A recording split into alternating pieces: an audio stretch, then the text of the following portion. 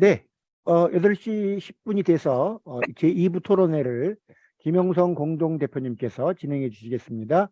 김영성 공동대표님 부탁드리겠습니다.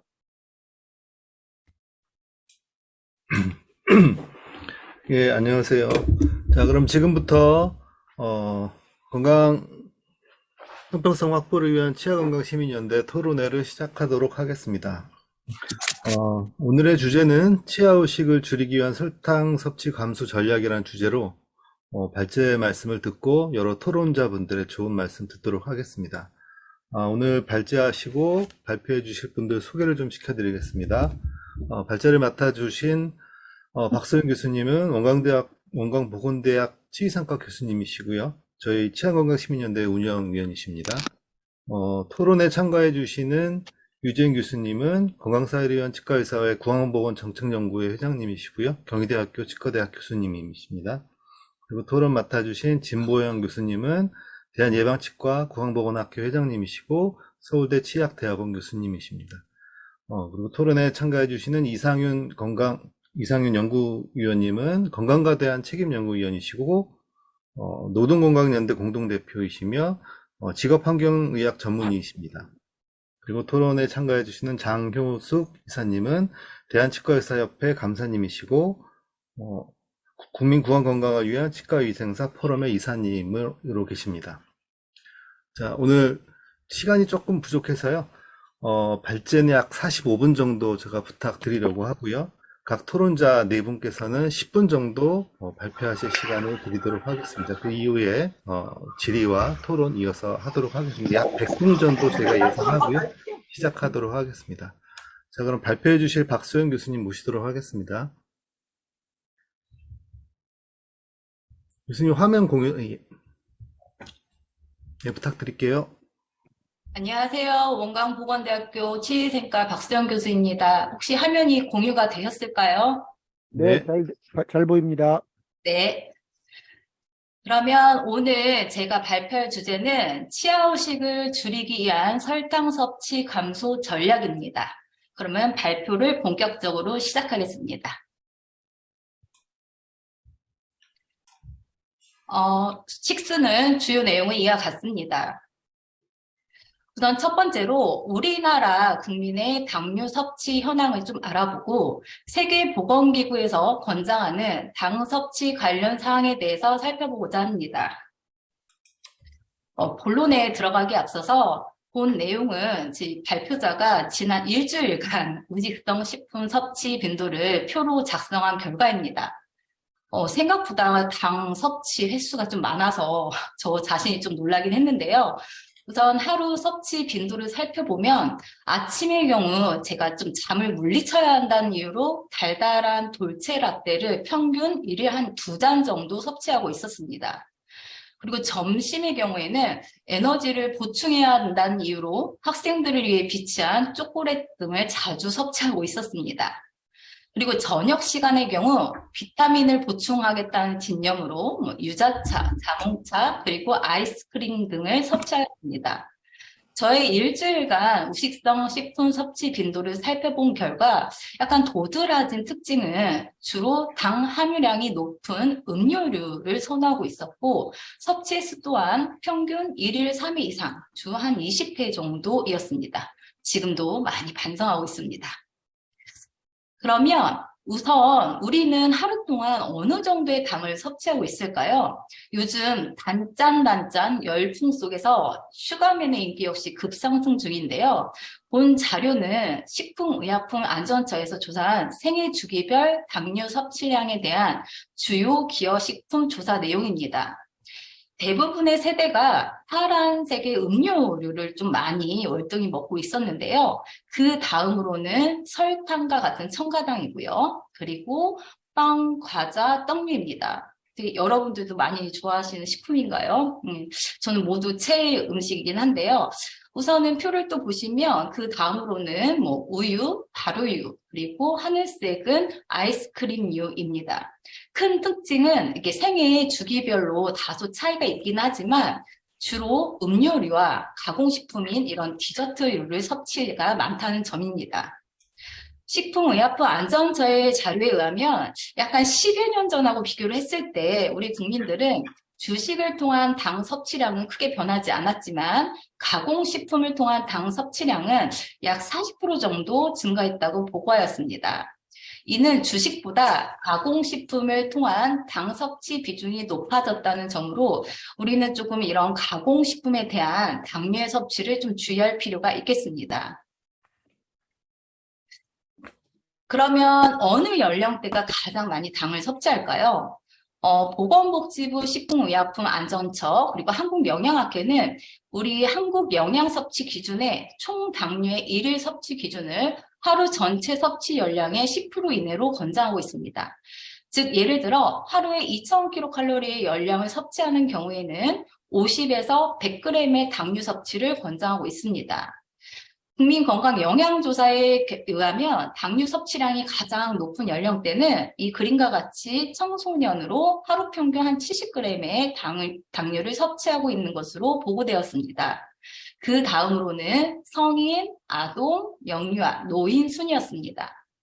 모든 연령대에서 영양 섭취 기준에 제시한 당류의 하루 권장 섭취 기준인 50에서 100g을 초과하지 않는 것으로 나타났지만 우리 국민의 당 섭취량이 과거 2008년 이후 꾸준히 증가하고 있으므로 당 섭취량이 높은 연령대는 당 섭취를 좀 주의해야 할 것입니다. 또한 세계보건기구는 2000년 초반부터 꾸준하게 당 섭취와 건강 이용 관련성 연구를 근거로 식품과 음료의 당류 첨가를 줄일 것을 권고하였습니다. 우리나라에서도 다양한 당류 섭취 저감화 정책을 마련하여 추진하였고 최근 보도된 자료에 의하면 국민의 가공식품을 통한 당류 섭취는 세계보건기구 권고 기준, 즉 하루 섭취 열량의 10%보다 낮은 수치를 보였습니다. 그러나 이 표와 같이 연령대별로 세계보건기구 권고 기준을 추가한 건 있었습니다.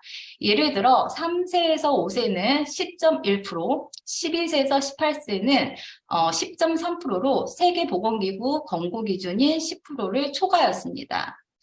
이 연령군은 유치열기에 해당되고 또한 12에서 18세는 혼합치열기를 막 벗어난 청소년 시기이기 때문에 이 영유아와 청소년 시기에 대한 치아후식 감소를 위한 설탕 섭취 감소 전략이 필요하다고 생각합니다. 또한 세계보건기구는 2015년 3월에 설탕 섭취와 관련해서 성인과 어린이를 위한 가이드라인을 발표하였습니다. 주요 개요를 살펴보면 세계보건기구의 새로운 가이드라인, 즉 성인과 어린이를 위한 설탕 섭취는 평생 동안 줄일 것을 권장하고 성인과 어린이 모두에서 당 섭취량은 총 에너지 섭취량의 10% 미만으로 줄여야 합니다. 또한 총 에너지 섭취량의 5% 미만으로 추가로 줄이게 되면 추가적인 건강상의 이점을 얻을 수 있습니다. 라고 보셔야 했습니다.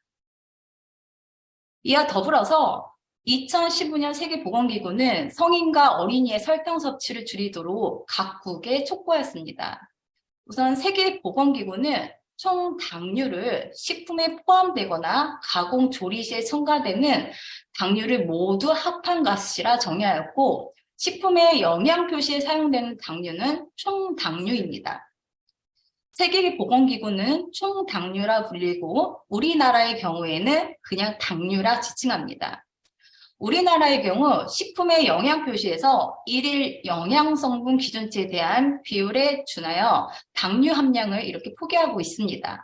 그러나 이를 인지하기가 쉽지가 않습니다. 그 이유는 당분 함유 식품의 영양소 함량이 설탕, 잼 등의 첨가당 아닌 총 당류 함량으로 표시되고 있기 때문입니다.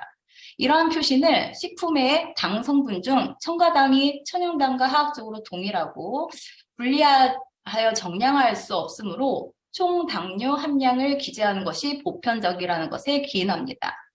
그러나 식품의 성분 중에는 당의 함량, 종류, 정도, 물리적 성상, 섭취 빈도 등은 우리의 우식 발생과 밀접한 관련성이 있고 동일한 양의 당분을 섭취하더라도 식품의 섭취 빈도와 점착도에 따라 치아 우식 발생 양상이 달라지므로 이러한 부분에 대해 우리는 고민이 필요할 것입니다. 최근 작년 2022년에 세계보건기구는 가당 음료에 대한 최초의 과세 정책 매뉴얼을 발표하였고 전 세계의 가당 음료에 세금을 부과할 것을 촉구하였습니다. 현재 85개국에서 가당 음료 과세를 시행하고 있으며 이에 대한 매뉴얼은 멕시코, 남아프리카, 영국 등 세금을 성공적으로 시행한 국가들의 경험을 강조합니다. 가당 음료에 대한 과세는 생명을 구하고 질병을 예방하는 동시에 건강 형평성을 높이고 보편적인 건강 보장을 실현하는 데 사용할 수 있는 국가의 수익을 동원하기 때문에 즉 건강을 증진하는 강력한 도구가 될 수 있다 하였습니다. 더불어서 가당 음료, 담배, 주류세는 질병, 부상, 조기 사망을 예방하는 비용 효율적인 방법임을 입증하였으며 그 세금은 또한 각 회사가 설탕 함량을 줄이기 위해서 제품을 재구성하도록 장려할 수 있다 하였습니다. 최근 갤럽 여론조사에 의하면 미국 등 여러 나라의 다수의 사람들이 가당 음료, 주류, 담배에 대한 세금을 지지하는 것으로 나타났습니다. 여기서 중요한 것은 가당 음료, 주류, 담배를 같은 선상에 놓고 비교하고 있다는 점입니다. 다음으로는 세계보건기구에서 발표한 가당 음료에 대한 과세 정책 매뉴얼을 좀 자세히 살펴보겠습니다. 가당 음료, 즉 우리가 이제 청량 음료, 그리고 가당 우유, 초코 우유, 딸기 우유, 그리고 에너지 음료, 비타민 워터, 과일 주스, 그리고 가당 아이스티 같은 이런 이제 음료를 정기적으로 섭취하게 되면 어린이와 성인 모두에게 치아 오십과 제2형 당뇨병, 그리고 체중 증가, 비만 증가와 관련이 있음을 보고하였습니다. 세계보건기구의 권장사항은 최신의 과학적 근거를 기반으로 합니다. 그 근거는 첫째, 설탕을 덜 섭취하는 성인의 체중이 더 낮다는 것과 둘째, 식단에서 설탕의 양을 늘리는 것이 체중 증가와 관련이 있다는 것을 보여줍니다. 또한 연구에 의하면 가당 음료를 가장 많이 섭취하는 어린이는 가당 음료를 적게 섭취하는 어린이보다 과체중 또는 비만이 될 가능성이 더 높습니다. 더불어 총 당 섭취량이 총 에너지 섭취량의 10%를 이상일 때 치아후식의 발생률을 높이는 근거가 권장사항을 뒷받침합니다. 뒷받침하는 근거의 질에 따라 세계보건기구는 이러한 권장사항을 강함으로 평가했고 이는 대부분의 상황에서 정책적으로 채택될 수 있음을 의미한다고 강력하게 권고하였습니다. 다음은 우리나라의 경우 1차 의료용 근거 기반 생애 주기별로 이제 구강건강 관리 지침을 제안하였는데요. 우선 아동 청소년 구강건강 관리 지침서에도 설탕 섭취량에 관한 부분들을 고시하였고 설탕의 양을 확인하는 방법 그리고 가공식품과 음료 섭취량을 고려해서 섭취 횟수를 1일 이내로 줄이는 방법 등을 지침서에 명시하였습니다. 이는 세계보건기구의 당 섭취량 권고, 강한 권고에 근거해서 제시하였습니다. 두 번째로 치아후식을 고려한 설탕 섭취 관련 연구에 대해 살펴보고자 합니다. 본 연구는 남아프리카에서 보고한 연구인데요. 남아프리카의 경우 전 국민이 치아후식이 매우 심각해서 2000년 초반부터 설탕 섭취 감소를 위한 시기 지침을 제안하였습니다. 이는 치아후식을 줄이기 위해 치아후식 유병률이 설탕 섭취의 적정량 선정의 기준이 되고 있습니다. 남아프리카는 설탕이 국민에게 나타나는 주요 질병의 위험 요인이고 특히 치아후식을 경험한 성인이 90%에 육박하여 공중보건 문제로 대두되고 있습니다. 그리하여 치아후식 유발 요인을 줄이기 위해서 설탕 섭취 기준을 불소농도 조정 미실시 지역에서는 하루에 40g, 불소농도 조정이 실시되는 지역에서는 하루에 55g 이하로 이제 채정하였고, 설탕을 함유한 식품의 섭취 빈도는 총 하루에 4회로 제한을 하는 등 적극적인 설탕 소비를 억제하였습니다. 다음은 제가 박사 논문으로 발표한 초등학교 영양사와 보건교사의 구강건강 관련 영양정책 자료입니다. 과거 제가 이 연구를 수행했을 때와는 달리 약간 현재는 비만 등 그 전신 건강을 고려한 설탕 섭취 감소안이 많이 제시되고 있으나 아직까지도 좀 아쉬운 점은 치아후식을 고려한 영양 정책적인 제도는 미비해서 아쉬움이 좀 많이 남습니다. 이에 대한 이제 조금 연구를 소개하겠습니다. 그럼 본격적인 연구 내용을 한번 살펴보겠습니다. 연구 대상자는 영양교사, 영양사, 보건교사 총 1,051명입니다. 이들을 대상자로 선정한 이유는 초등학생의 구강건강 증진을 위한 구강보건 영양정책이 마련되기 위해서는 무엇보다도 전문가들의 인식과 태도가 중요하다고 생각되었기 때문입니다.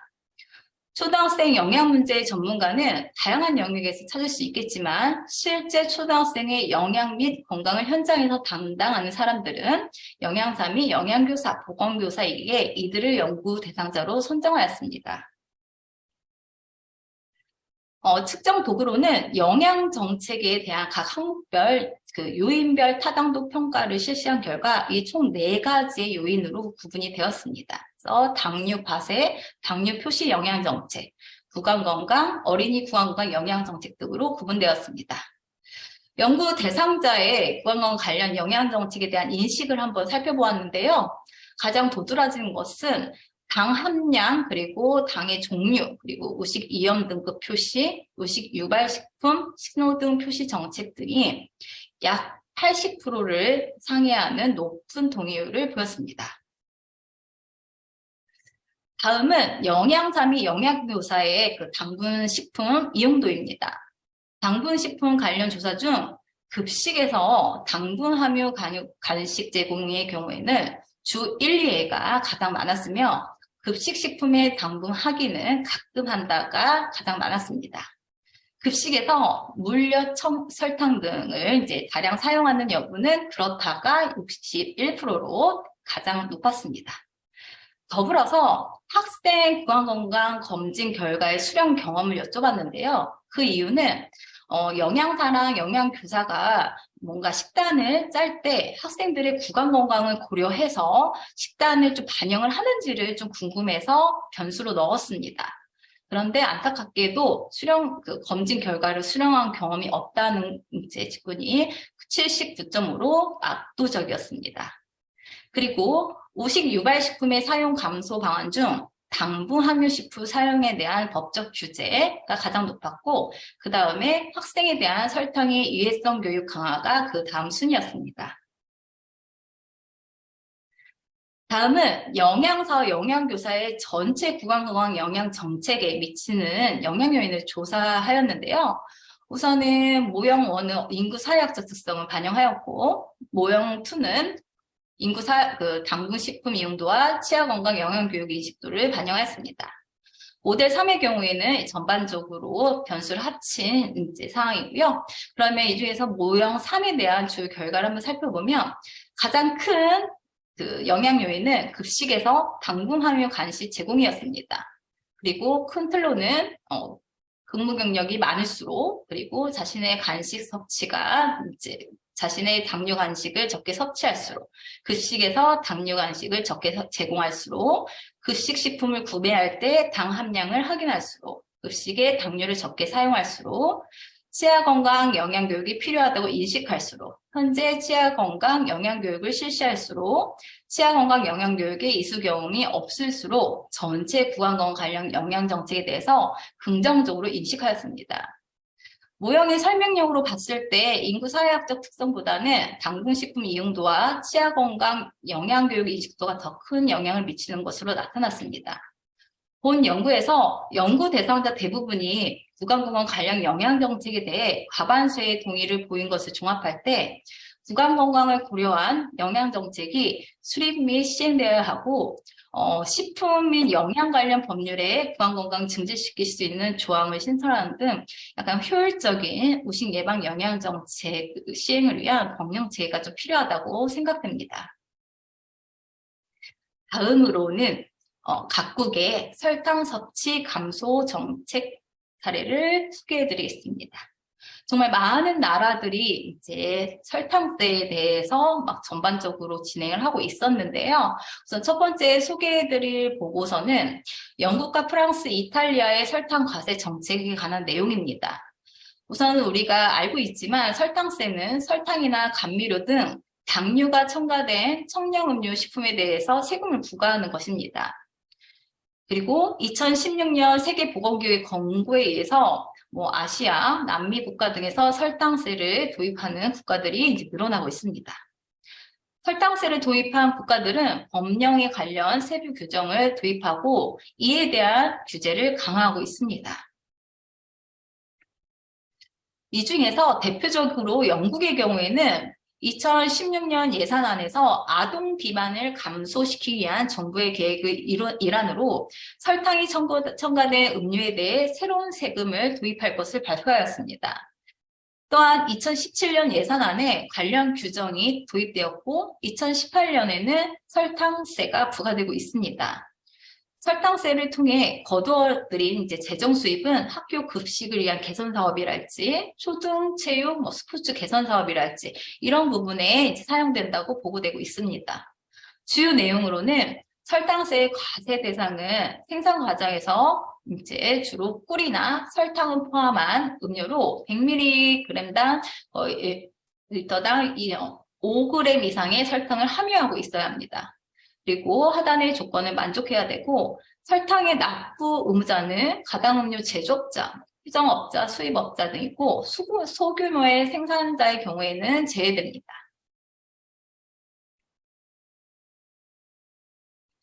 다음으로는 아이오와주의 이제 경우를 살펴보겠습니다. 영양환경 대책 조사 보고에 의하면 지역에 배치된 자판기 음료를 건강 척도에 따라서 초록색, 노란색, 빨간색으로 이렇게 구분하고 있습니다.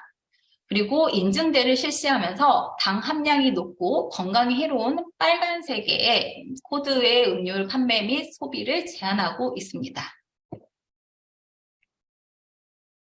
다음으로는 샌프란시스코의 경우에는 만성질환 및 건강 격차를 줄이기 위해서 설립한 협력기관하고 오랜 시간 당류 섭취 저감화 사업을 시행하고 있습니다. 이와 관련된 여러 캠페인을 진행을 하고 있는데요. 2016년부터 가당음료, 분말 음료에 대해서 1온스당 1센트의 수수료를 제정하고 있습니다. 샌프란시스코의 경우에는 모든 가당 음료에 이 다음과 같은 이런 경고 문구를 의무화하고 있습니다. 경고 문구를 살펴보면 설탕이 첨가된 음료에는 비만, 당뇨, 치아의식의 원인이 됩니다라고 이제 명시하고 있습니다.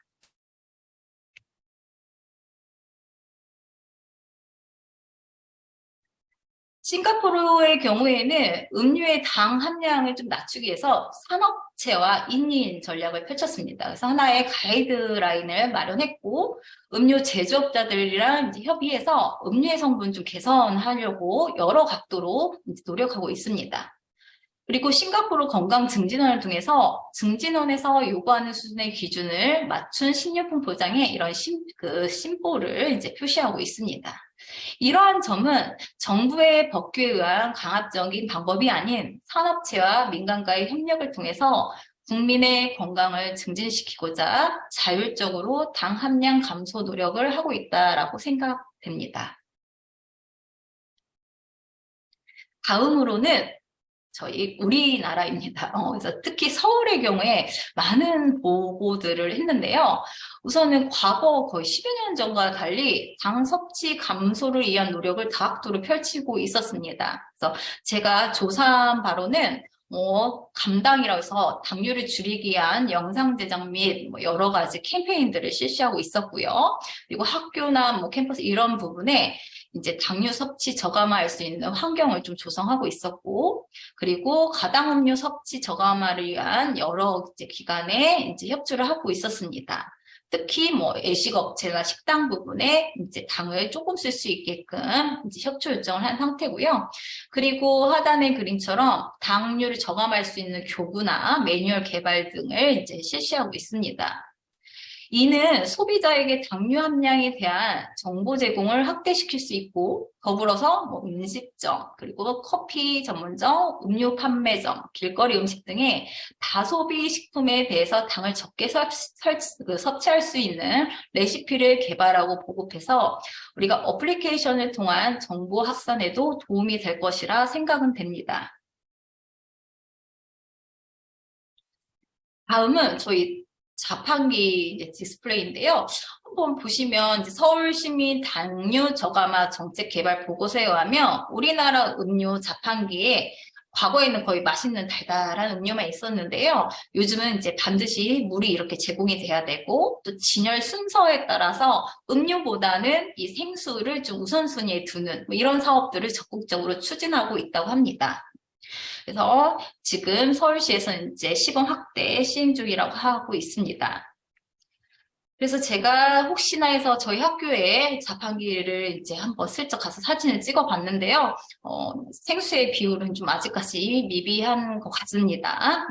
그래서 이제 문득 드는 생각이 요즘 이제 취업식 감소를 위한 일환으로 음료 자판기에 자이리톨 자판기에 많이 확대되고 있다는 소문을 들었습니다. 그래서 일반 대학의 이제 자판기에도 뭐 아니면 여러 학교의 자판기에 지금 방탄소년단이 자이리톨 껌이나 이런 것들을 이제 많이 선전을 하는 이런 부분들을 설치한 곳을 종종 볼 수 있겠습니다. 소문에 의하면 홍대나 지하철역에 비치해서 반응이 매우 좋았다고 하고 요즘은 자이리톨 함유 음료들도 많이 출시되고 있는 것 같습니다.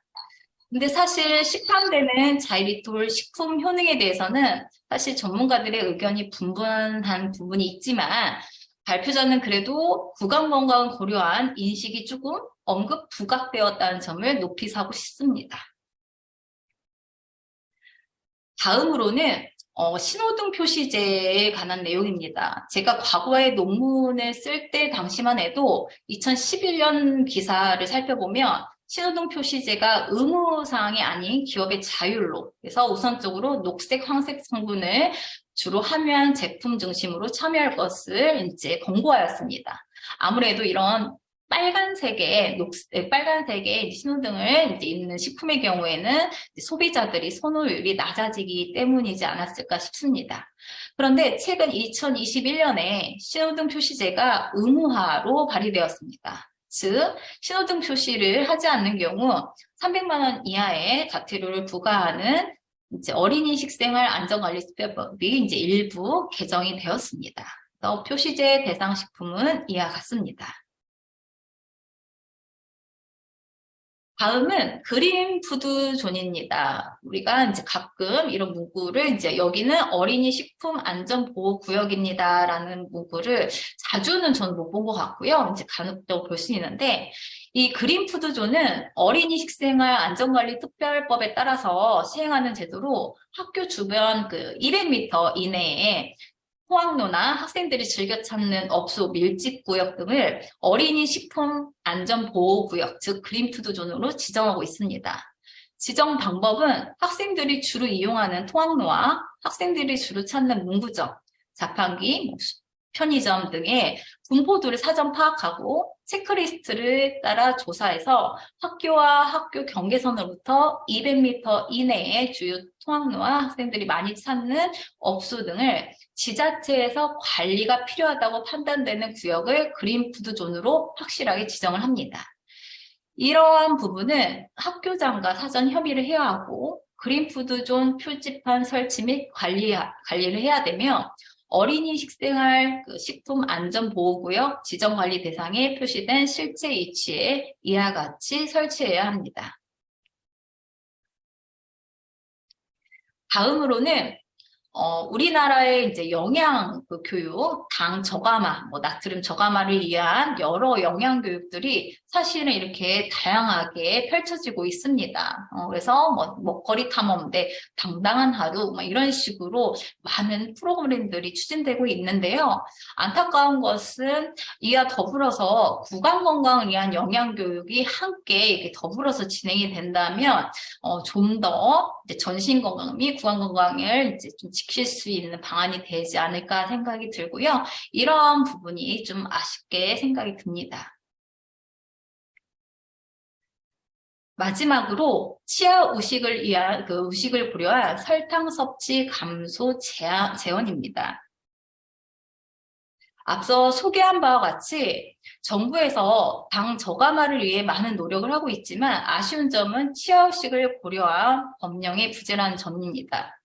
어린이 식생활 안전관리 특별법을 살펴보면 2021년에 일부 조항이 개정되었지만 이 세부 조항 중에 어린이 구강 건강을 고려한 영양 정책의 고시는 없는 실정입니다.